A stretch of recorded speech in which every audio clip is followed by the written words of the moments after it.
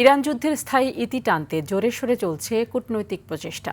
তেহরানের শান্তি প্রচেষ্টা নিয়ে দেশটির পার্লামেন্ট স্পিকার মোহাম্মদ গালিবাফের সঙ্গে আলাপ করেছেন পাকিস্তানের সেনাপ্রধান আসিম মনির। অন্যদিকে কাতারের আমিরের সঙ্গে বৈঠক করেছেন পাকিস্তানের প্রধানমন্ত্রী শাহবাজ শরীফ। এর মধ্যে বৃহস্পতিবার লেবানন ও ইসরায়েলের মধ্যে সরাসরি আলোচনার ঘোষণা দিয়েছেন মার্কিন প্রেসিডেন্ট। বিস্তারিত বিন ইয়ামিনের রিপোর্টে। ইরান ও যুক্তরাষ্ট্রের মধ্যে নতুন করে আলোচনার পরিবেশ তৈরি করতে চায় পাকিস্তান।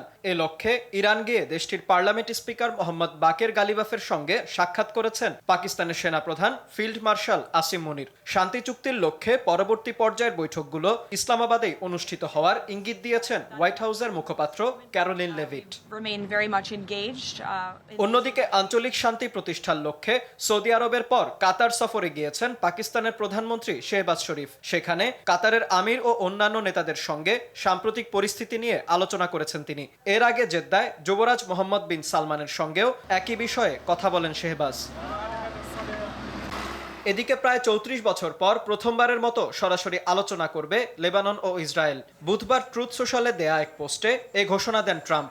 ইসরায়েলের প্রধানমন্ত্রী বেনিয়ামিন নেতানিয়াহু ও লেবাননের প্রেসিডেন্ট জোসেফ আউনের মধ্যে এ আলোচনা হতে পারে বলে জানিয়েছেন ইসরায়েলের নিরাপত্তা মন্ত্রিসভার সদস্য গিলা গামলিয়েল। এর একদিন আগেই ওয়াশিংটন ডিসিতে বৈঠক করেছেন ইসরায়েল ও লেবাননের রাষ্ট্রদূতরা।